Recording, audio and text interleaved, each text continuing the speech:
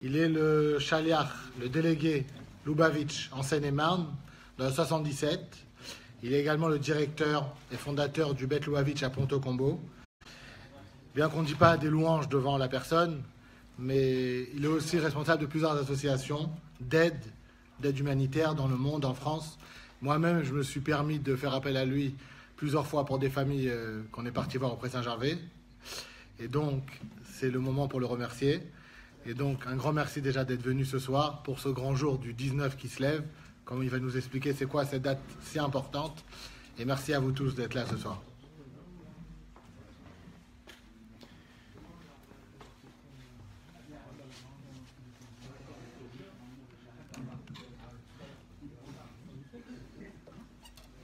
Bonsoir à tous. On dit ce soir, Shana Tova, très bonne année. Ce soir, nous sommes le Rosh Hashanah de la Chassidut, comme on va expliquer. Le 19 qui se lève. Cher cousin, collègue, le Rav Zalman vient de vous donner un avant-goût de qu'est-ce qu'on va passer ensemble ce soir. Qu'est-ce qui s'est passé exactement ce soir il y a 219 ans? En effet, si on remonte en 1798, le Rabbi Shneur Zalman de Liadi, connu pour être l'auteur du Shulchan Aruch et l'auteur du Tanya, était à ce moment-là libéré des prisons tsaristes. Ce n'était pas une joie personnelle, ça a commencé un nouvel chapitre, une nouvelle période dans l'histoire du mouvement de la Chassidut, et bien sûr pour l'histoire du peuple juif tout entier. En réalité, ça avait commencé déjà 2 générations plus tôt, avec le Rabbi Israël Baal Shem Tov, décédé en 1760.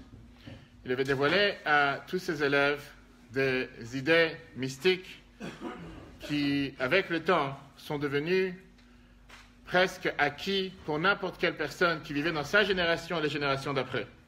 Après son décès, le Rabbi Dovber de Mezrich, connu sous le nom du Maguid de Mezrich, c'est lui qui a pris la relève. Et lui aussi a un point commun avec le soir de ce soir, puisque c'est aussi le jour de Saïloula, 26 ans avant la libération de prison du Rabbi Shneur Zalman. Et 26 ans plus tôt, le Maguid de Mezrich a dit à son élève, le Rabbi Shneur Zalman de Liadi, ce jour-là, le 19 qui se lève, sera notre jour de fête. 26 ans avant même la libération de Rabbi Shneur Zalman qui s'est passée, comme on a dit, ce soir, il y a 219 ans. Rabbi Shneur Zalman a continué à avancer pas par pas, étape par étape, et à propager la Chassidut à tous les Juifs qui se trouvaient en Europe de l'Est. Le fondateur de la Chassidut Chabad, la manière d'apprendre philosophie, comment s'améliorer dans son service de Dieu, et comment mettre en application des notions que jusqu'à présent étaient totalement pour la portée de quelques-uns, voire d'une élite, faire en sorte que n'importe quelle personne qui voudrait pourrait éventuellement se les approprier. Vous avez tous certainement entendu parler du Tanya. On va en parler aussi ce soir. Le Admour HaZaken était celui qui a fait cette révolution en créant ce livre, ce manuel, pas pour les nuls, pas pour les tzadikim, pour les pieux, mais pour les bénonim. L'Admour HaZaken, il écrit juste au début du Tanya que c'est le Sefer Shel Bénonim, le livre des personnes ordinaires, comme nous tous ici présents, avec des hauts et des bas, avec des conflits quotidiens, comme on va développer dans la soirée. Pendant ces premières années que la Chassidut s'est dévoilée, il y a eu une opposition très forte, ce qu'on appelait à l'époque le Mitnagdim. Même parmi le mouvement de la Chassidut, il y avait une opposition parmi les élèves et les disciples de Rabbi Shneur Zalman, qui se sont dit qu'il est parti apparemment trop loin, en se disant que mettre à la portée de tout le monde quelque chose qui sont quand même des notions profondes dans la Torah, puisque l'auteur c'est le Zohar, la Kabbale, c'est pas à la portée de tous.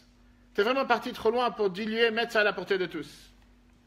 Malheureusement, pendant l'automne 1798, le lendemain de Simchat Torah, il s'est passé à ce moment-là une des, si on peut dire, plus pires époques noires pour la Chassidut, avec ce fameux mensonge, mais qui a été rapporté au Tsar, pour dire comme quoi le Rabbi Shneur Zalman s'opposait au royaume du fait qu'il envoyait de l'argent en Israël. À l'époque, c'était pour soutenir, bien sûr, nos frères et sœurs qui étaient en Israël, mais ça a été vendu comme si c'était pour soutenir le royaume turc qui existait à l'époque, et à l'époque n'étaient pas forcément les meilleurs amis des Russes. Et à cause de ça, il a été emprisonné. Il est resté en prison pendant 53 jours. Ce qui va s'avérer plus tard que c'était exactement équivalent aux 53 chapitres qu'il a écrits dans le Tanya. 53 pour 53. Malheureusement, quand il était en prison, Rabbi Shneur Zalman, qui était quand même l'auteur de la Chassidoute, et qui était le petit-fils spirituel du Baal Shem Tov, il s'est dit que certainement, il y a ici une accusation dans le ciel contre ce que je fais, contre la manière dont j'ai essayé de transmettre les études de mon maître, le Maguid de Mezrich et du Baal Shem Tov, au peuple juif, et peut-être ça vaut la peine d'arrêter.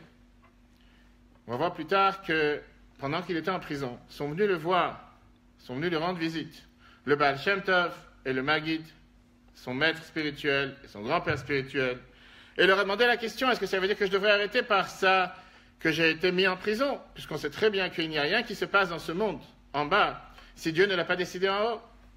Et lui ont dit bien au contraire, tu vas être libéré, et le fait que tu vas être libéré, ça sera la meilleure preuve que tu dois continuer dans ce chemin, pas seulement comme tu l'as fait jusqu'à présent, mais beaucoup plus fort.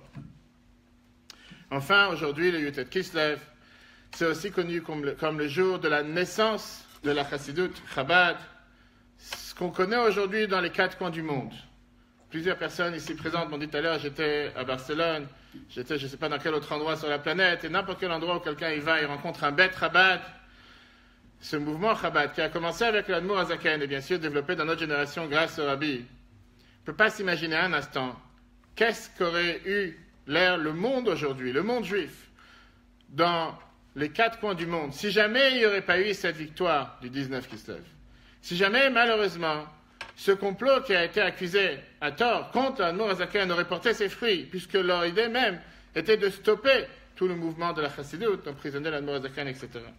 C'est la raison pour laquelle, chers amis, ce soir, on a l'habitude de souhaiter l'un à l'autre le Shana Tova Belimud HaChassidut ou Bedarkei HaChassidut, qu'on ait une bonne année dans les chemins de la Chassidut, dans l'étude de la Chassidut.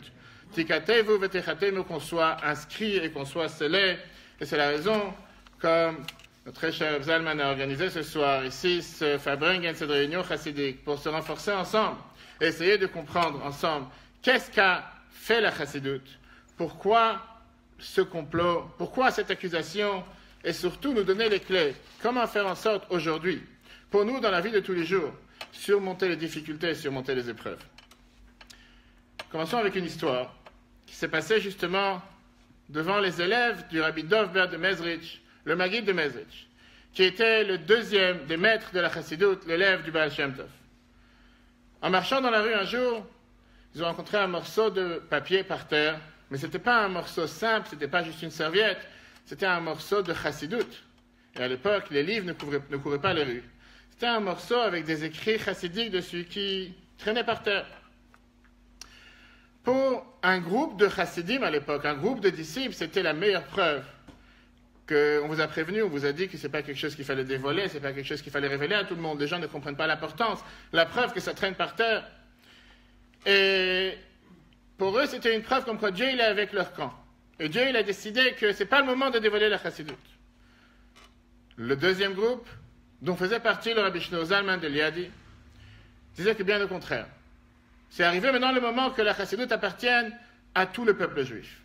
Et comme le Rabbi Shneur Zalman a dit lui-même, l'Admour Hazaken, que la chassidoute ne fait pas partie d'un parti politique ou d'un parti tout court ou d'un groupe du peuple juif, mais c'est fait pour être à la portée du peuple juif tout entier. Et c'est pour ça qu'il propageait la chassidoute dans tous les petits villages, dans toutes les villes, dans toutes les grandes villes, dans l'Europe de l'Est et dans le monde jusqu'à Israël. Ceux qui s'opposaient à la chassidoute disaient que bien au contraire, le fait d'avoir pris de ces écrits les plus élevés, les plus saints, les plus secrets de la Torah et les mettre à la portée de tous, ça les a rabaissés aux yeux des gens simples qui ne comprennent pas leur valeur. Le Rabbi Shneur Zalman a donné à ça un exemple profond, mais un exemple qui nous parle pour chacun d'entre nous. Il y avait une fois un roi qui était très puissant et qui avait un enfant unique, un enfant qu'il aimait énormément. Et cet enfant grandissait, c'était le futur prince. Et malheureusement, un jour, il est tombé malade, gravement malade, et aucun docteur n'était capable de trouver un moyen de le guérir. Le roi n'a pas lésigné sur tous ses efforts. Il a essayé de mettre tout son argent sur la table, appelé tous les docteurs présents qui étaient proches de lui et ceux qui étaient les plus loin des 4 coins du monde, afin de trouver un médicament pour son fils unique. Les docteurs venaient de proche et de loin, mais malheureusement, ils sont venus et ils ont dit au roi qu'on n'est pas capable de trouver un médicament pour ce problème. Après avoir réfléchi, les docteurs sont arrivés à une conclusion, que si on prend une pierre précieuse, un certain diamant, on va écraser ce diamant, le mettre en poudre, et on va réussir à le mélanger dans une certaine boisson, et on va donner au prince à boire de cette boisson, certainement qu'il va guérir de sa maladie. La joie des docteurs n'avait pas de limite, parce qu'ils se sont dit, finalement, après tellement de jours qu'on se prend la tête pour savoir qu'est-ce qu'on peut faire pour guérir ce prince, on a réussi à trouver un médicament. Le problème, il est qu'il fallait trouver ce diamant. Il fallait trouver cette molécule, il fallait trouver ce cachet, mais ce diamant, il n'y en avait qu'un présent, et il se trouvait dans la couronne du roi. Maintenant, il fallait avoir, comme on dit, cette audacité de venir et voir le roi et lui dire, « Monsieur le roi, tu veux guérir ton fils? Avec grand plaisir, enlève ta couronne. Sois prêt à enlever ce fameux diamant qui est un des plus chers qu'il y a sur le devant de ta couronne pour pouvoir guérir ton fils. » Et la question qui se demandait est la suivante. Est-ce que le roi va permettre une telle chose? Ou bien le roi va dire, « Ma couronne, tu n'as pas trouvé quelque chose de mieux? Tu n'as pas trouvé un meilleur diamant? Il n'y a que ma couronne qui peut faire quoi que ce soit pour guérir mon fils. En plus, ce diamant unique qui est presque introuvable. » On s'est dit, on ne sait pas quoi faire. La meilleure des choses, c'est d'aller voir le roi lui-même.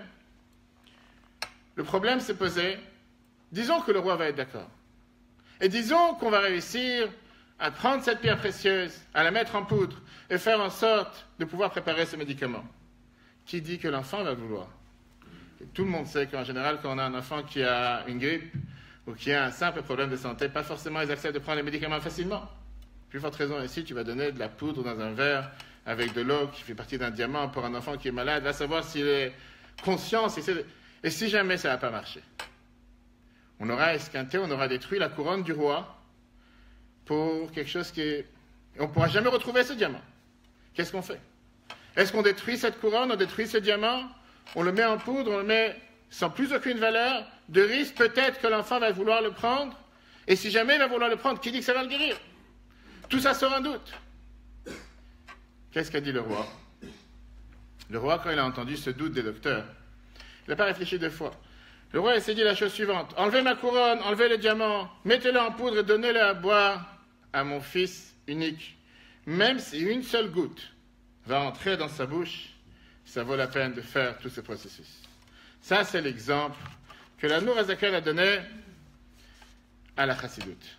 Oui, bien sûr, les gens venaient se révolter, poser des questions et se disaient, mais à quoi ça sert d'avoir pris les choses les plus sacrées de la Torah, les choses les plus sincères, les choses les plus élevées, et les rabaisser pour les gens simples?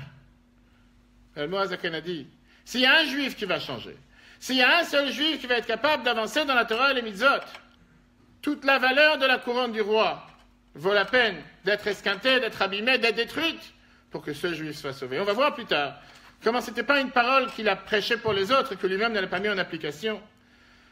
Mais l'Admour Hazaken lui-même, par sa manière d'agir, sa manière de faire, a montré à chaque instant la valeur de chaque juif, sans différence de niveau, de pratique, de connaissance ou d'éducation. Ce n'est pas par hasard que la majorité des années, Yutet Kislev tombe dans la paracha Vayeshev. Tout le monde ici connaît la paracha.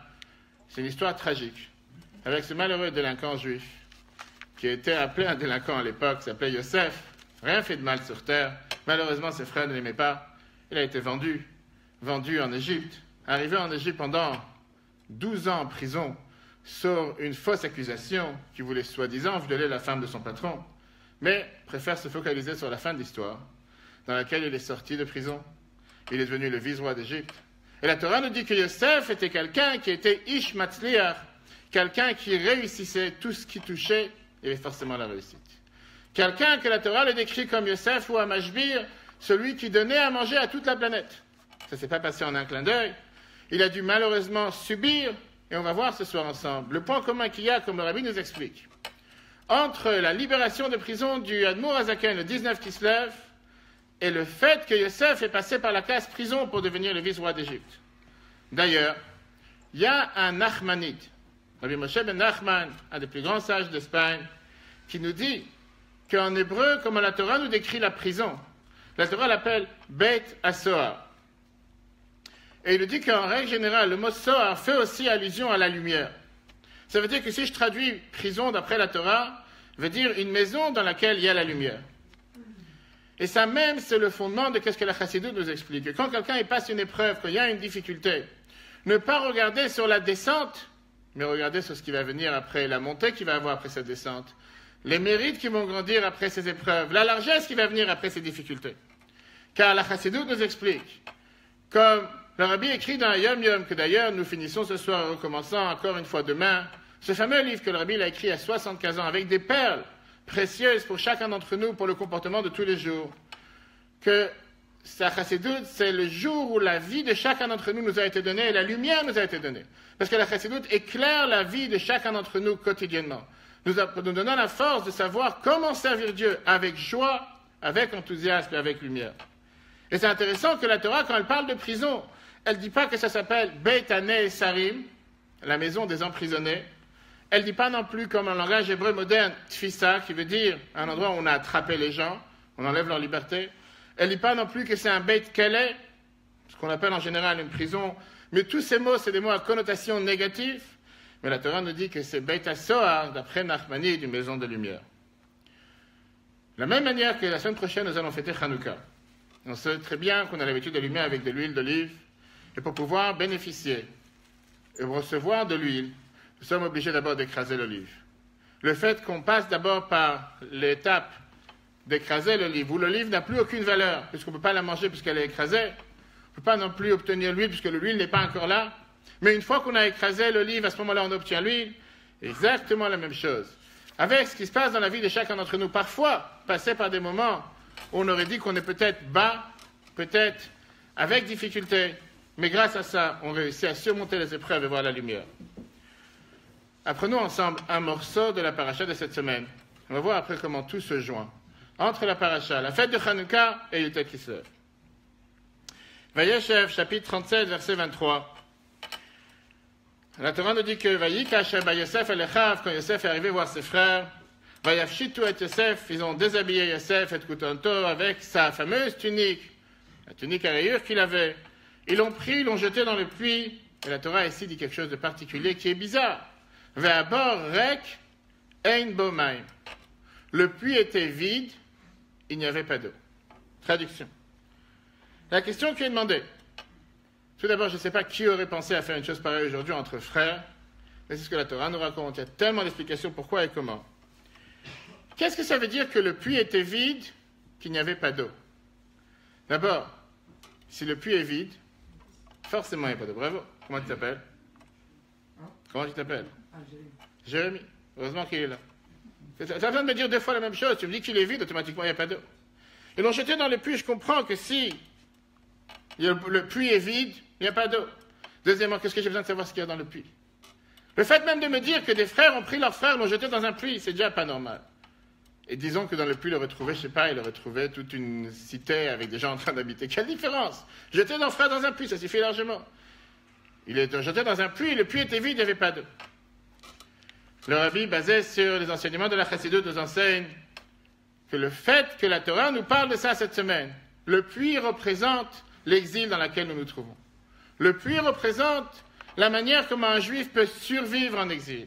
Comment s'en sortir dans les situations les plus difficiles et les plus dures. Regardons ce que le prophète Zecharia, chapitre 9, verset 11, nous dit. Que même en étant dans les périodes les plus difficiles, j'ai envoyé chercher mes prisonniers du puits, le puits dans lequel il n'y a pas d'eau. Metsudat David, commentateur de Zecharia, nous dit la phrase suivante. Qu'est-ce que ça veut dire chercher mes prisonniers du puits et que le puits n'a pas d'eau? Je vous sortirai de la profondeur de l'exil. Et Dieu a voulu comparer l'exil de Babel à un puits qui n'a pas d'eau. Car dans ce puits, comme Rashi nous dit dans la paracha de cette semaine, se trouvent des serpents et des scorpions qui font beaucoup de dommages. Et pareil en exil, il y a toujours ces nations autour de nous qui cherchent à nous faire du mal. Continuons avec un passage de la Gemara, Shabbat, page 22a. La Gemara nous dit les choses suivantes. Amar Rav Kahana est dit au nom de Rav Natan Bar Minyomi, au nom de Rabbi Tanchum. Qu'est-ce que ça veut dire dans la paracha de cette semaine que Yosef il a été mis dans un puits, et que le puits était vide, il n'y avait pas d'eau. Et la Gemara demande la question qu'on a demandé. Le fait qu'on te dit que le puits est vide, est-ce que je ne sais pas qu'il n'y a pas d'eau? Ça va de soi. Et la Ma'at Talmud Domar Ein Bomaim, qu'est-ce que ça veut dire qu'il n'avait pas d'eau? Maïm Einbo, de l'eau il n'y avait pas. Aval lechashim va'akravim yeshbo. Mais il a des serpents et il y avait des scorpions. Ça, c'est le premier paragraphe de la Gemara que Rashi nous ramène dans la paracha de cette semaine. La Gemara continue avec un paragraphe qui apparemment n'a aucun rapport avec ce qu'on vient de dire. Amar Rabba, Rabba nous dit la phrase suivante. Ner Chanukah, la bougie de Chanukah, mitzvah le'anicha betefach hasmucha lapetach. On sait qu'on a l'habitude de placer la bougie de Chanukah dans les 10 cm qui sont proches de la porte. La Gemara dit où on le met, du côté droit de la porte, du côté gauche de la porte. Rava Chabre de Rava, il nous dit, Miyamin, il faut le mettre à droite. Rav Shmuel Midifti nous dit, il faut le mettre à gauche. Placer la Chanukah, la menorah. Comment c'est la halakha? Ve'il chetam isma, la Gemara nous dit que la halakha, c'est qu'on met la menorah, quand on le met à la porte, à gauche, kedei sheteh ne Chanukah misma le mezuzah miyamin. Afin qu'il y ait toujours la mezuzah de droite et la Chanoukia de gauche, et quand on passe à travers la porte, on passe entre deux mitzvot. Moi, je vous demande ici une question. On va apprendre ce morceau de Gemara ensemble. Quel rapport il y a entre le puits vide, où il n'y a pas d'eau, mais il y a des scorpions et des serpents à l'intérieur, et on passe tout d'un coup d'un sujet à un autre, comme si on est deux cours différents, deux classes différentes. Tout d'un coup, quelqu'un s'est réveillé à parler de Chanouka. Quel rapport? Quel rapport avec Vayeshev? Quel rapport avec le puits? Qu'est-ce que tu mélanges de sujets? C'est très bien que quelqu'un qui est organisé, qui a ordonné, la Mishnah nous dit, il termine d'abord un sujet, les Maximes de nos pères, chapitre 5, et après il apprend un deuxième sujet. Qu'est-ce que tu mélanges ici deux sujets qui n'ont pas de rapport? Et la question est pas une simple question, parce que si la Torah nous le fait, si la Gemara nous le fait, comme on a dit tout à l'heure, le Rabbi nous montre, il y a un point commun entre le puits de Yosef et la mitzvah de Chanukah. Qui a une idée? Jérémie l'a déjà répondu. Aucune idée? Quel point commun il peut y avoir? Vas-y. Comment tu t'appelles? Jonathan. Rabbi Jonathan donne la réponse. Dans le puits, il n'y avait pas de lumière, mais il y avait des scorpions et des serpents. Donc un galoute, d'accord. Et avec la menorah, c'est quand on est mis ça, et on montre un petit peu au monde on est dans la galoute, mais malgré tout, on est éclairé par la lumière de Chanukah. D'accord. Et dans la menorah, tu as des serpents, des scorpions? Non. D'accord. Dans le puits, il y a de la lumière, il n'y a pas de lumière. Ok. Mais c'est une très bonne réponse. Sauf qu'il manque quelques détails. Généralement, on va dire. C'est à l'extérieur qu'on met à la porte. Oui. Donc, c'est pour montrer aux autres. Et quel rapport avec le puits? Dans le puits, il n'y avait pas de Torah, t'as pas de... D'accord. Tout le monde est satisfait? Jérémie n'est pas content. Ok. Prenez pas tous la parole, on va voir tout de suite ensemble, chers amis, la réponse. Très bien répondu. Généralement, c'est exact. On va rentrer dans les détails ensemble, avec ta permission. La Torah nous dit que pourquoi il y a un point commun entre Chanukah et le puits de Yosef? Parce qu'il n'y a pas seulement un point commun, c'est encore une fois la manière comment pouvoir survivre en exil et dans la vie de tous les jours. Et là, on va rentrer dans un débat des puits. Je ne sais pas qui c'est qui travaille ici, dans les souterrains, dans les caves, dans les puits. On va voir comment... Il y a quelqu'un? Mais on va voir comment... Hein? Tu travailles dans les puits? Qu'est-ce que tu fais dans les puits? Hein? Ok, mais la Torah vient nous dire qu'il y a ici 3 différentes sortes de puits. Il y a des puits qui sont pleins d'eau, si on fait attention à ce qu'on vient de dire. Il y a des puits qui sont vides. Et après, malheureusement, il y a des puits qui sont ni pleins d'eau, ni vides, mais ils ont ce qu'on appelle serpents et scorpions. C'est ce que la Torah nous dit dans la paracha de cette semaine. La Torah ici, qu'elle vient et nous dit, pas simplement que le puits était vide, pas simplement que le puits n'avait pas d'eau. Rashi nous dit ce qu'on vient de voir dans la Gemara, qu'il y avait aussi des choses qui étaient aussi terribles que serpents et scorpions. Vient nous décrire 3 différents niveaux, 3 différentes manières et 3 différents moyens de pouvoir s'en sortir. Si c'est un puits qui est plein d'eau, littéralement parlant, c'est un puits qui nous montre une source d'eau, une source de vie comme c'était dans les anciens temps. Quelqu'un m'a dit tout à l'heure qu'il est parti prier à Haditch, sur la tombe du Admor Azaken. Tout celui qui est parti en Ukraine, il sait très bien qu'il a pu voir qu'il y a à chaque fois des différents puits avec des chaînes, avec des seaux qu'on peut faire descendre. À l'époque, dans les anciens temps, pas forcément tout le monde avait une arrivée d'eau à la maison. Et automatiquement, les gens ils avaient l'habitude de prendre de l'eau qu'il y avait dans la rue, dans le puits, pour pouvoir se servir à la maison. En tout cas, une chose est sûre, qu'on parle de quelque chose de productif. On parle ici de quelque chose qui amène la vie, on parle ici de quelque chose qui donne la vie aux gens. Et jusqu'à nos jours, il y a certaines personnes qui c'est la manière qu'ils boivent de l'eau, qu'ils ont de l'eau à la maison. Après, il y a des puits qui sont vides. Un puits vide, c'est un puits qui n'a aucun but apparent, mais c'est un puits qui peut aussi être dangereux. Pas forcément.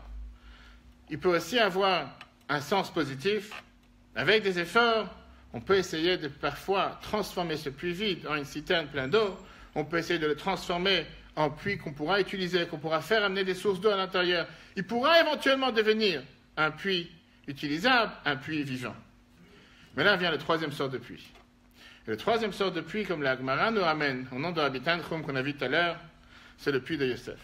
Le puits qui est vide d'eau, le puits qui n'est pas vide tout court, mais le puits dans lequel se trouvent à l'intérieur des serpents et des scorpions. Et on verra tout de suite pourquoi la Gemara nous fait allusion et aux serpents et aux scorpions. On ne parle pas ici d'un puits qui est utilisable, on ne parle pas ici d'un puits qui a un but propre, voire un but qui peut éventuellement devenir positif. On parle ici d'un puits qui est un danger pour qui que ce soit, voire un piège pour tout celui qui s'approche de ce puits. Et il faut en général s'écarter de ce puits le maximum possible.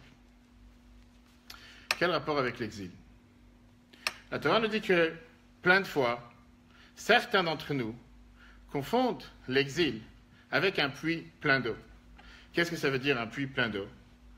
Oui, effectivement, dans un puits plein d'eau, d'abord, la première des choses qu'on doit faire attention, c'est de ne pas se noyer. Pas tomber dans le puits, quelqu'un qui ne sait pas nager. Mais certains disent, l'exil, des expériences positives. Il n'y a rien de mal en exil. Pourquoi il n'y a rien de mal? Juste de la même manière, comme une source qui n'est pas essentiellement négative, bien au contraire, c'est quelque chose qu'on pourrait éventuellement l'utiliser positivement. Si on sait comment nager, si on sait comment faire attention, si on sait comment pas se noyer, on peut s'en sortir toute la vie. Il y a des gens qui vont nager dans les endroits les plus difficiles et les plus durs. Certains juifs se disent, même en vivant en exil, même en étant exilés de notre terre, même en étant au côté dans laquelle on dit la fameuse phrase qu'à cause de nos péchés, nous avons été exilés, dans les quatre coins du monde, en étant en exil, on peut s'assurer de faire que du positif, que rien de négatif peut nous arriver. Si on sait comment ne pas se noyer, qu'est-ce que ça veut dire pour eux ne pas se noyer? Ça veut dire comment on sait de faire attention, de ne pas réveiller trop d'antisémitisme autour de nous, de faire attention de ne pas trop énerver ceux qui n'apprécient pas forcément qu'on marche avec une kippa ou qu'on marche avec des tzitzit ou qu'on fasse Shabbat. On va rester plus ou moins enfermés dans notre cocon, de notre mesure. À ce moment-là, nos voisins, nos amis, ceux qui nous regardent, ne vont pas chercher à nous noyer, on va pouvoir nager ensemble. Ça, c'est une approche. Certains ont un amour particulier pour l'exil. Certains, quand tu leur dis qu'on va prier tous les jours, 18 fois par jour que Mashiach arrive, ils disent, mais qu'est-ce qui t'a pris sur la tête? Qu'est-ce que tu t'énerves tellement? Qu'est-ce que tu as besoin de Mashiach? Qu'est-ce qui te manque? Qu'est-ce qui ne va pas? J'ai un bon travail, j'ai une bonne famille, tout va bien, il n'y a rien absolument qui fait en sorte que Mashiach, c'est pour les gens qui ont des problèmes. Comme certains disent, prier, j'ai rien besoin, pourquoi tu veux que je prie? Prier forcément veut dire, quand j'ai besoin de quelque chose, je prie. Quand j'ai pas besoin de quoi que ce soit, j'ai pas besoin de prier. Pareil, en étant en exil, tout va bien, il n'y a aucun souci, il n'y a aucun problème. Ça, c'est un puits qui est neutre, qui peut éventuellement être transformé en citerne, transformé en quelque chose de positif, mais pour l'instant, il n'y a rien de bien dedans. Vient la Torah et la Gemara, elle nous dit qu'on n'a pas le droit d'avoir ces illusions et s'imaginer un instant qu'un puits, même s'il y a de l'eau, c'est quelque chose de positif. Et surtout pas penser un instant qu'un puits vide, c'est quelque chose de positif. Et c'est pour ça que la Torah et la Gemara nous dit, dans la phrase qu'on a vue tout à l'heure, que si jamais tu mets un enfant juif dans un puits, c'est comme si tu enlèves un enfant de la table sur laquelle, en général, il est assis avec ses parents et avec sa famille, tu l'écartes de sa famille. Qu'est-ce qu'ils ont cherché, les frères de Yosef, en mettant Yosef dans le puits? Penser qu'ils voulaient le tuer, on va penser si loin. Penser qu'ils savaient à l'époque qu'il y avait à l'intérieur des scorpions et des serpents, pas forcément. Mais la seule chose, c'était de les séparer de la maison. Que ce fameux enfant, comme ils l'ont appelé, ce Baal HaChalomot, celui qui a ses rêves bizarres, celui qui n'arrête pas de s'imaginer des choses contre nous, de raconter à notre père à chaque fois des choses qu'on n'a jamais rien fait, mais lui, il vient avec ses rêves. On veut s'en débarrasser de lui, une fois pour toutes. Et ils se sont dit qu'en le mettant dans un tel puits, on va pouvoir s'en débarrasser de lui. Le problème est qu'en le mettant dans un tel puits, la Gemara Brachot vient nous dire que ça, c'est ce qui représente le peuple juif qui est dans un puits qui est en exil. Et parfois, en étant dans un puits, pas où il y a des scorpions et des serpents, ça on va voir après, mais un puits tout court, on peut parfois se sentir à l'aise. Le rabbi précédent, il avait dit la fameuse phrase quand il était en prison, le beau-père du rabbi. Une fois, il a dû descendre 3 étages dans les sous-sols du KGB. Et il n'y avait pas forcément de lumière. Pas du tout de lumière. Il arrive en prison, il arrive dans l'endroit, la cellule, c'était pas une cellule tout seul, pas une cellule privée. C'était une cellule avec plusieurs autres détenus. Et on entendait quelques murmures, quelques personnes qui parlent. Et c'était difficile à bouger, avancer, il fallait avancer au pas. Pas forcément qui c'est. On peut tomber sur quelqu'un, marcher sur quelqu'un, et pas forcément nos amis. Et il y a un des détenus qui lui a dit, ne vous inquiétez pas du fait que vous ne voyez rien. Attendez quelques minutes, attendez quelques instants, attendez quelques temps. Et vous allez vous habituer au noir, vous allez vous habituer à l'obscurité. Et là, vous allez commencer à pouvoir voir. Le précédent, il a pris de ça comme chaque chose une leçon pour la vie de tous les jours. Il a dit, là est la plus grande exil. Tout le temps qu'on est dans le noir et on sait qu'il fait noir, on a encore au moins une chance de vouloir s'en sortir. Mais quand quelqu'un il est dans le noir, il est dans l'obscurité. Et il se dit que finalement, il fait lumière ici. Il s'habitue au noir en trouvant le point de lumière qu'il y a dans le noir. Il ne va jamais vouloir s'en sortir. La Gemara Brachot, page 3, nous dit, Dieu il dit la phrase suivante, malheureux aux enfants qu'à cause de leur faute, j'ai détruit ma maison, le temple, et que j'ai brûlé mon temple, et que je les ai mis en exil parmi les nations. Alors, la Gemara, elle continue que pas seulement qu'il y a une telle voix qui sort du ciel 1 fois par jour, mais ça sort 3 fois par jour. Et à chaque fois que le peuple juif rentre dans les synagogues, rentre dans les maisons d'études, et on répond, Yehé Shmei Agadol Mevorach, que le nom de Dieu soit béni, Dieu il bouge avec la tête et il dit, Ashrei Amelech, heureux le roi, qu'on lui donne de telles louanges chez lui à la maison. Mal oleav chez Igla, pourquoi un tel père a dû exiler ses enfants? Ve'oilem labanim chez Galum Ashukhanaviem. Malheureux à ces enfants qu'ils ont dû être exilés de la maison de leurs parents. La Torah nous raconte que l'exil n'est pas un endroit apte pour aucun juif. À aucun instant, à aucun moment. Ce n'est pas pour rien que 18 fois par jour, nous n'arrêtons pas de demander dans la prière, Shacharit, Mincha et Ma'ariv, que Dieu nous envoie la délivrance. Parce que nous sommes allergiques à l'exil. Je ne sais pas s'il y a ici des personnes qui ont des problèmes avec des allergies, mais en général, quelqu'un qui est allergique à quoi que ce soit, il peut à aucun moment se sentir à l'aise.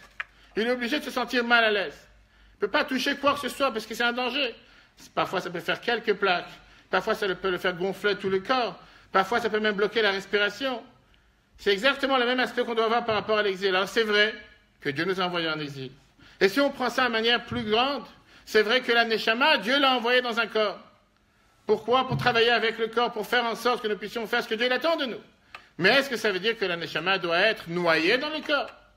Ça, c'est toute la nouveauté que l'Admour Hazaken nous apprend avec le Tanya, le livre des ordinaires, pour chacun d'entre nous, d'apprendre de ne pas avoir peur à ce combat quotidien que nous avons entre l'âme et le corps. L'âme divine qui cherche à faire ce que Dieu veut, le corps qui cherche à remplir ses besoins et ses désirs, et quotidiennement nous avons cette bataille, ce combat, qui gagne et qui perd. Alors certaines personnes, des fois, peuvent se rendre mal à l'aise, être peinées, voire déprimées, voire tomber dans peut-être presque suicidaire. Comment se fait-il que j'ai des pulsions? Comment se fait-il que j'ai des mauvaises pensées? Comment se fait-il que juste aujourd'hui j'ai décidé de faire ma prière? Juste aujourd'hui j'ai décidé d'être un bon juif? Juste aujourd'hui j'ai décidé de faire quoi que ce soit positif? Et juste aujourd'hui j'ai telle épreuve et telle difficulté. Juste ce matin j'ai décidé que Zalman m'a appelé pour venir parce qu'il y avait un cours, parce qu'il y avait un minyan, parce qu'il y avait quelque chose de positif à faire. Et juste aujourd'hui ma voiture ne fonctionne pas. Juste aujourd'hui j'ai décidé de faire telle bonne action. Et juste aujourd'hui j'ai un rendez-vous d'urgence qui m'a pris 3 heures de plus que j'ai prévu. Et combien de fois une personne dans la vie de tous les jours se dit, mais pourquoi juste au moment où j'ai décidé de faire quelque chose de bien, il doit m'arriver ce que certains disent un pépin? Pourquoi ça ne peut pas arriver hier quand j'avais rien à faire? Pourquoi ça ne peut pas arriver demain quand je n'ai pas prévu quoi que ce soit de spécial?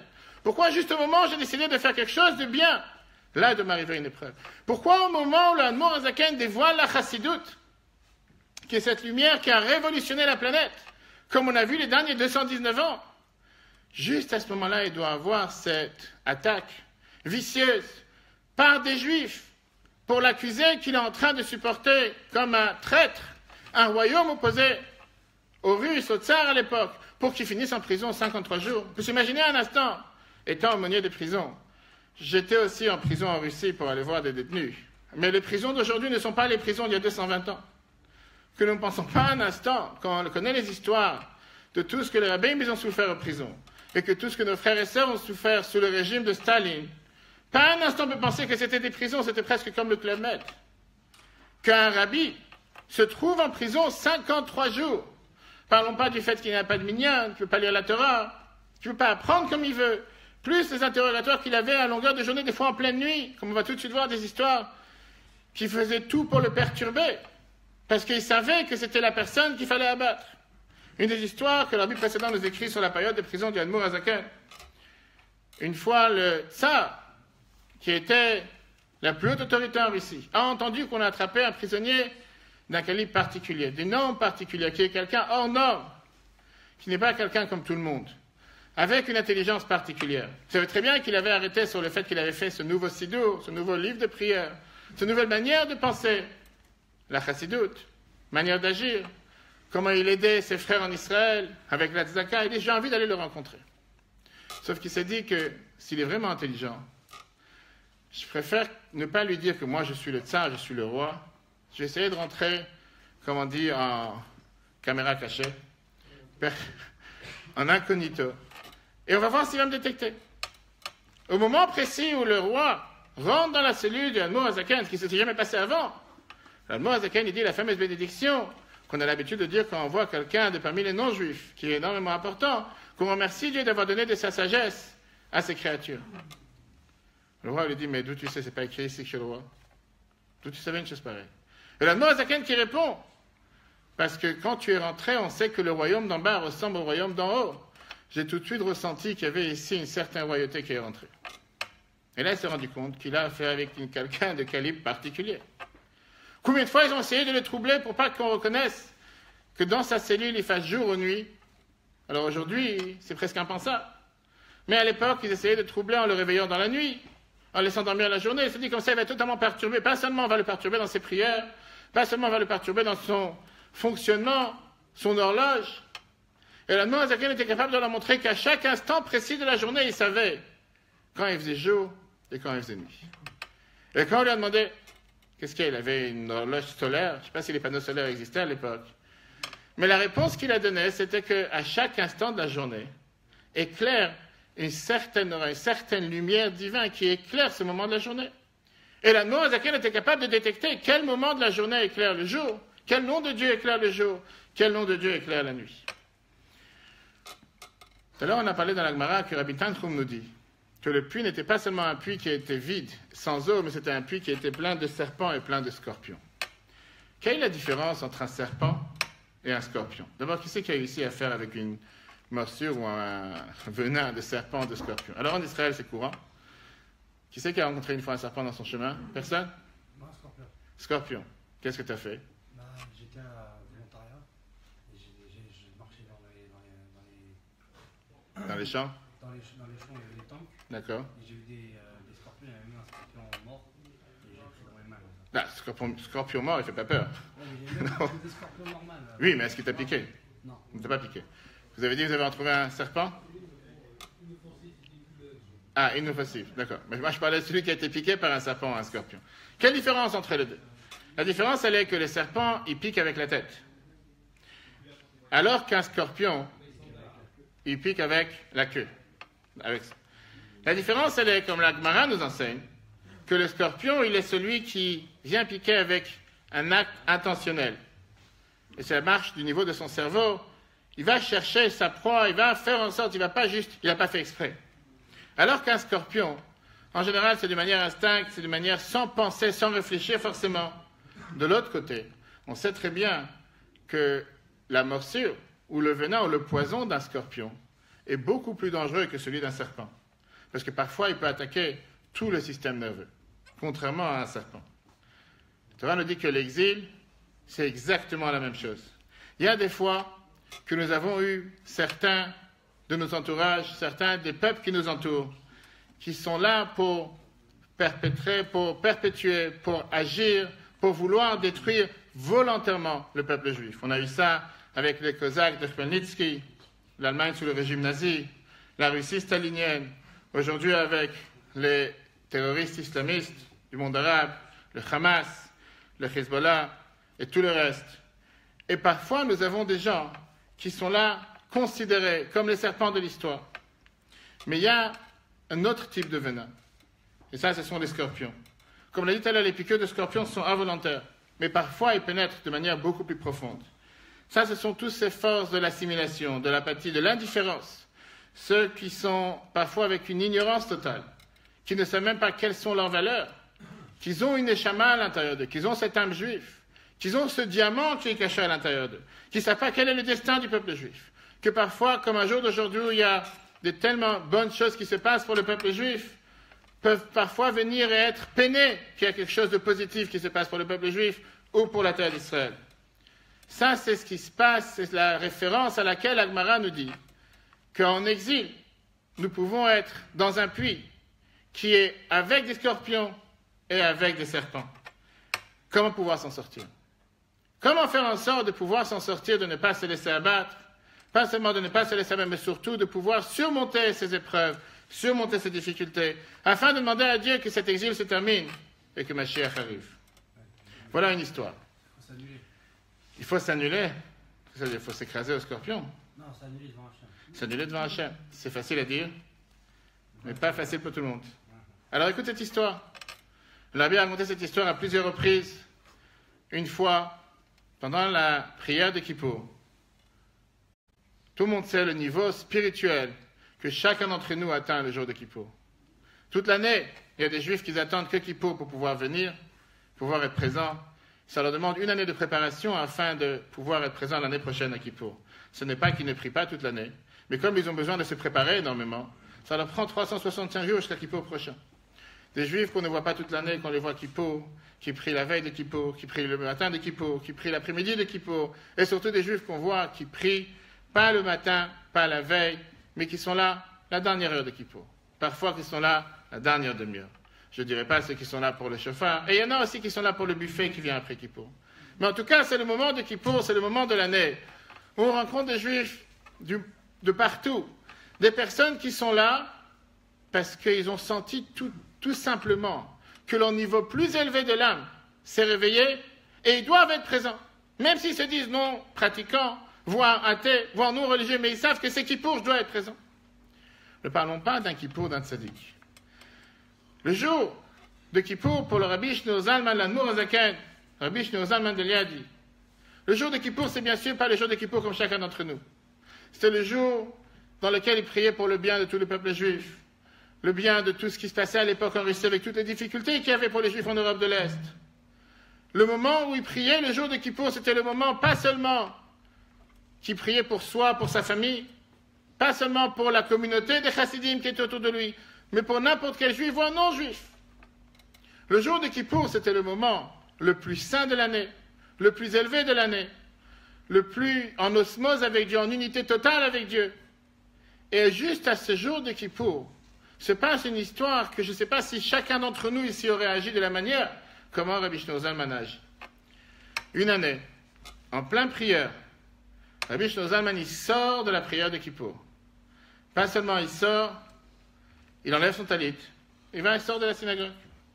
Les disciples qui étaient présents dans la synagogue se demandent la question. Le jour de Kippour, il n'y a pas de cigarette à prendre à l'extérieur, il n'y a pas de portable qui sonne, il n'y a pas de voiture à déplacer. Je ne vous dis pas les choses qui se passent dans certains endroits, mais en général, Kippour, ce n'est pas des choses qui se passent. L'Admour HaZaken, dans son village, pendant sa prière, où il est parti. Certains se sont dit, on va se renseigner, on va essayer de voir ce qui se passe. Il est parti marcher jusqu'au bout du village. Là-bas, il est rentré dans une vieille maison. C'était une maison d'une jeune maman qui vient d'accoucher, quelque temps avant. Son mari et toute la famille est partis à la synagogue pour prier. Sauf que madame est restée sans manger. Et on sait le danger dans lequel une femme se trouve. Juste après avoir accouché, Kippour ou pas Kippour, elle a besoin de manger. Après, la halakha, c'est totalement permis. Mais comme toute la famille était partie à la synagogue, parce que c'est le jour de Kippour, personne n'a pensé à lui préparer à manger. L'Admour HaZaken partit couper du bois, préparer le feu, préparer à manger pour elle tout ce qu'elle avait besoin. Et une fois qu'il a préparé à manger pour elle, il est revenu pour continuer la prière à la synagogue. en 1977. C'était à ce moment-là, le jour de Kippour. La même histoire s'est passée juste après la prière de Moussaf.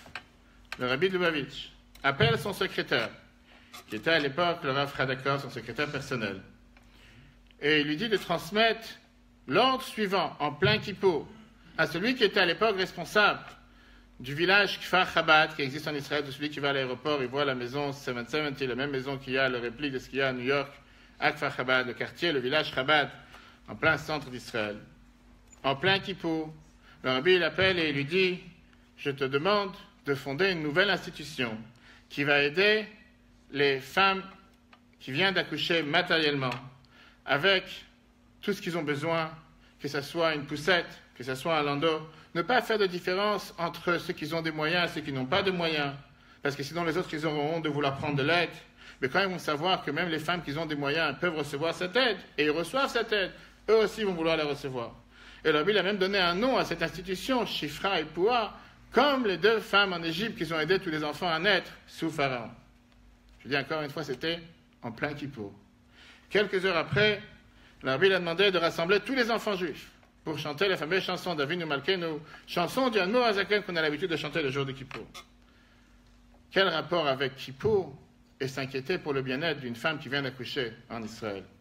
Quel rapport avec Kippour et l'Admor Hazaken qui avait des centaines de disciples, des centaines d'élèves, n'était pas capable que le jour de Kippour, même s'il sait, il s'inquiète pour le bien-être d'une maman qui vient d'accoucher, il ne peut pas envoyer quelqu'un de simple, ou un juif qui n'est pas forcément en train de prier parce qu'il n'a pas un livre en phonétique, ou il n'a pas un livre en français, ou parce qu'il n'est pas dans un Beth Chabad, et il peut lui dire, prends ce livre, prends cette adresse, va vers telle femme, prépare-lui à manger, certainement qu'il sera peut-être mieux préparé à manger que l'Admor Hazaken, et reviens après prier à la synagogue, tu vas faire une mitzvah le jour de Kippour. Je vous dis les phrases, comment le rabbi a écrit, a parlé de cette histoire avec tout son cœur. Réfléchis un instant.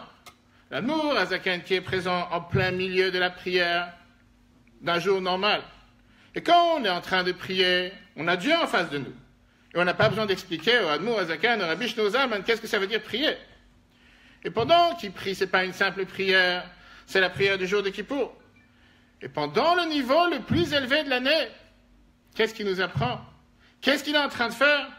Il a le temps de s'inquiéter qu'au bout de la ville, il y a une maman qui vient d'accoucher qui a besoin d'aide, malgré qu'il se trouve le jour le plus saint, l'endroit le plus saint, au moment le plus saint, il s'occupe personnellement de cette femme qui vient d'accoucher, parce que ça, c'est ce que par phrase, c'est la synthèse de tout ce que l'Admor Hazaken a cherché à nous montrer avec la Chassidut. S'inquiéter au bien-être d'un autre juif. S'inquiéter au bien-être de quelqu'un d'autre. Penser à la valeur de chaque être humain. Penser à la valeur de chaque juif, peu importe où il se trouve et peu importe son niveau du judaïsme. Comme le Baal Shem Tov disait à chaque fois, inquiète-toi pour le bien-être d'un juif matériellement et après tu t'inquiéteras pour son bien-être spirituellement. Nous ne sommes pas là pour juger qui que ce soit.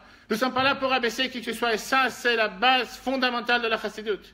La différence avec tout ce qu'on appelle le mouvement du Moussar, qui était un mouvement de beaucoup plus grande introspection. De toujours se dire que n'importe quelle chose que je vais essayer de faire pour avancer, je ne vais pas réussir. Car je suis grossier, je suis matériel, je suis terrestre. Et j'ai une enveloppe qui s'appelle un corps matériel qui ne pourra jamais faire en sorte que je m'approche de Dieu. Vient le Baal Shem Tov, développé par l'Admor Hazaken avec la Chassidut, pour nous montrer comme quoi bien au contraire. Chacun d'entre nous a une neshama à l'intérieur. Cette neshama, c'est un diamant, une parcelle divine, comme il est écrit dans le Tanya, chapitre 2, qui est intouchable. Et même si elle se trouve dans les fins fonds de la terre, dans les puits, comme quelqu'un a dit tout à l'heure, de diamants, mais il y a tellement de terre au-dessus.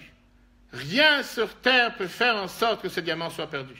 Et s'il faut, comme on a dit au départ, écraser un diamant qui fait partie de la couronne du roi, le mettre en poudre, afin que l'enfant du roi, et ça c'est tout le peuple juif, puisse éventuellement goûter une goutte de ce diamant, pour le sauver, avec un risque, peut-être ça va marcher ou pas, ça vaut la peine de prendre ce diamant et le faire en sorte qu'il goûte à ce médicament. Ça, c'est ce que l'Admor Hazaken a voulu révolutionner avec la Chassidut, mais ce n'était pas juste pour l'Admor Hazaken. Il y a 50 ans, en 1968, le rabbi nous dit que ce devoir est pour chacun d'entre nous.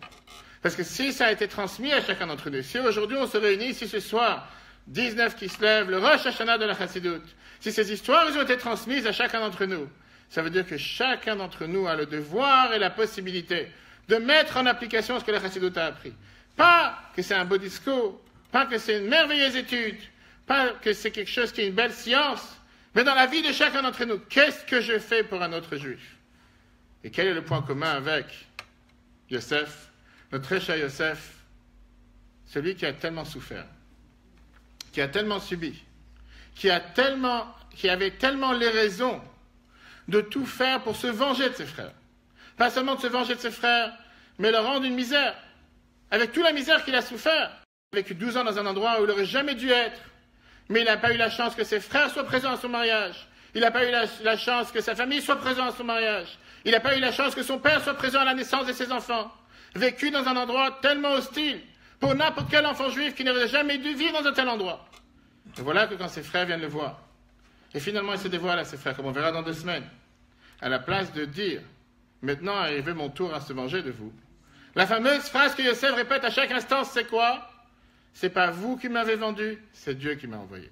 Si vous pensez un instant que vous êtes une entité qui est capable de gérer cette planète, de faire en sorte qu'un malheur ou du mal peut arriver à un enfant juif, détrompez-vous. C'est pas vous qui gérez le monde, ça c'est ce qu'il dit à ses frères. C'est Dieu qui m'a envoyé les michyash lachani elokim lifnechem. Dieu m'a envoyé ici pour pouvoir vous faire vivre, pour vous donner pas seulement à manger matériellement, mais à manger spirituellement. Et la Torah nous dit dans la paracha Be'ayichi, qui est juste après, que les meilleures années de la vie de Yaakov étaient en Égypte. Les meilleures années de la vie d'un patriarche du peuple juif étaient dans un endroit qui était l'Égypte. Pourquoi? Parce que Yosef était celui qui était à Mashbir, c'était celui qui donnait à manger à tout le monde. Alors, chers amis, quand l'Admour Azaken a été emmené dans une de ces interrogations, et comme on l'a dit tout à l'heure, c'était la prison à Peterburg, qui était dans une île, particulièrement pour faire en sorte que personne ne s'enfuit, c'était la meilleure méthode qu'ils avaient à l'époque. Ils n'avaient pas encore inventé les barbelés, les barreaux, etc. En route, sur cette barque, pour aller dans une des interrogatoires, c'était un samedi soir, le moment de faire Kiddush Levana. Prière pour la lune. La personne qui gérait la barque, Admor Azaken lui demande gentiment, est-ce que tu peux stopper la barque pour que je puisse faire la bénédiction sur la lune et après avancer? Et la personne lui dit, mais tu as oublié qui tu es? C'est toi le détenu, c'est pas moi. C'est à toi de suivre les ordres, c'est pas à moi de me donner des ordres. Et l'Admor Azaken qui lui dit, écoute, si tu ne veux pas l'arrêter volontairement, j'ai le pouvoir de l'arrêter spirituellement. Concrètement, elle s'arrêtera parce que moi j'ai décidé. Et en parlant, la barque s'arrête. Notre cher ami s'est rendu compte qu'il a affaire avec quelqu'un qui a une certaine puissance. Peut-être qu'il avait une télécommande dans la poche. Mais en réalité, il a réussi à faire arrêter la barque. L'Admor Azaken dit, écoute, la barque elle va reprendre sa route, j'ai envie que ce soit toi qui l'arrête. L'Admor Azaken nous a montré comme quoi, quand un juif veut, on a le pouvoir de contrôler la nature. En partant pour aller en prison, dans la fameuse charrette noire, avec ses gardes, il passait vendredi après-midi dans un village. Et il s'est dit à ce moment-là, comment il va faire? Continuer la route pendant Shabbat, c'est interdit. Il a demandé à ceux qui l'accompagnaient en disant, arrêtez la charrette, arrêtez le voyage pour aller en prison, car on va faire Shabbat ici. Et pareil, ils ont dit, même pas en rêve. C'est à toi de suivre les ordres, c'est pas à toi de nous donner des ordres. Et malheureusement, pas seulement qu'une roue s'est cassée de la charrette, une deuxième roue s'est cassée, un cheval est mort. Ils ont perdu énormément. C'était pas de la magie. C'était la volonté de Dieu qui s'accomplissait sur terre pour mettre en application la volonté d'Admor Azaken. Quand ils ont changé, les jours n'avançaient pas. Ils ont compris qu'ils devaient faire Shabbat là-bas. Qu'est-ce que cela veut dire pour nous ce soir? 53 jours en prison. Comme on l'a dit jusqu'à présent, si l'Admor Azaken aurait voulu ne pas aller en prison, il ne serait jamais parti en prison. Si l'Admor Azaken aurait voulu ne pas être emprisonné, il n'aurait jamais été emprisonné. S'il aurait voulu faire en sorte que ceux qui lui ont fait du mal puissent ne pas lui faire du mal, le plan de Dieu aurait été différent. Si Dieu il aurait voulu que Yosef ne soit pas dans un puits, il n'aurait pas été dans un puits. On a vu tout à l'heure l'histoire de Hanouka. Et comme il a dit juste à l'heure Jonathan, éclairé à l'extérieur. Parce que le but même de Hanouka, c'est Pirsumei Nissan. Le but même de Hanouka, c'est de propager la lumière. Ne pas garder la lumière pour soi. Partager la lumière avec un autre, partager la lumière avec tout le monde. Alors, comme on a dit tout à l'heure, certains ont regardé cette chose-là de manière la plus mauvaise sur terre. Le Admor Azaken nous a dit l'enseignement principal qu'on apprend de Hanouka. Ne pas avoir peur de partager sa lumière. Car, comme la Gemara nous dit, Une bougie pour un, c'est une bougie pour 100. Et avec une bougie, tu peux allumer énormément d'obscurité, repousser énormément d'obscurité. Plus tu vas allumer des bougies, plus le monde entier va être éclairé. Et comme le Rabbi disait à chaque fois, on ne repousse pas l'obscurité avec un balai, on repousse l'obscurité avec une bougie. Le fait que nous mettons une lumière, chacun met sa lumière, chaque mitzvah que nous faisons, chaque acte que nous faisons, chaque petit acte, que ça soit même insignifiant à nos yeux, ne jamais sous-estimer la valeur d'une seule mitzvah. Ne jamais sous-estimer la valeur d'une seule bougie, ne jamais sous-estimer la valeur de préparer un repas pour une femme qui vient d'accoucher, même si c'est en plein jour de Kippour, fait par l'Admour Hazaken lui-même, pour nous montrer comment chacun de nous doit agir. Que Dieu fasse, chers amis, que nous soyons méritants. L'Admour Hazaken s'est exprimé avec 3 différents termes sur le jour d'aujourd'hui. Que tout celui qui va se réjouir dans sa joie, et tout celui qui va participer à ces réunions chassidiques qui se passent comme ici, présent ce soir, pour ce nombreux monde, il va le faire sortir de l'étroitesse vers la largesse. Il va le faire sortir des problèmes spirituels et des problèmes matériels. Il va le faire sortir de l'enfer. Ça ne veut pas forcément dire l'enfer comme chacun s'imagine, mais ça veut dire l'enfer quotidien dans lequel parfois notre corps se trouve. Que Dieu fasse que ce jour dans lequel nous avons mérité d'avoir, pas seulement la libération du Admour Hazaken il y a 219 ans, avec la Hilula du Maguid de Mezrit, son maître, 26 ans plus tôt, et que nous avons vu et nous sommes témoins, tous ici présents, de cette révolution planétaire que la Chassidoute a fait. Pas seulement dans le passé, mais aujourd'hui, que chacun de nous prenons de ces enseignements, en se renforçant dans l'étude de la Chassidoute, si c'est venir à un cours de Tanya, si c'est venir présent physiquement, pour aujourd'hui entendre des cours sur Internet, sur Facebook, sur YouTube, sur toutes les plateformes possibles et imaginables, se renforcer dans cette étude, pas seulement pour apprendre, mais pour la mettre en application. Que Dieu fasse que très très prochainement, nous continuons à avoir les victoires du peuple juif. Ce n'est pas par hasard qu'aujourd'hui on a entendu un discours d'un certain président.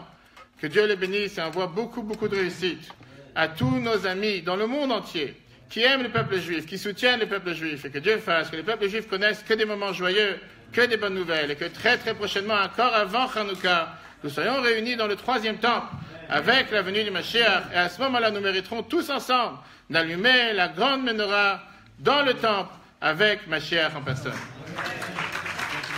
Très bonne soirée à tous, les Chaim, les Shana Tova, que vous soyez inscrits et scellés dans le chemin de la Chassidoute, dans l'étude de la Chassidoute, et qu'on prenne les forces et l'énergie qui est donnée à chacun d'entre nous aujourd'hui, pas seulement avec ce buffet merveilleux, matériel, mais spirituel, pour le mettre en application dans les jours à venir et dans les semaines à venir. Très bonne soirée à tous, à très bientôt.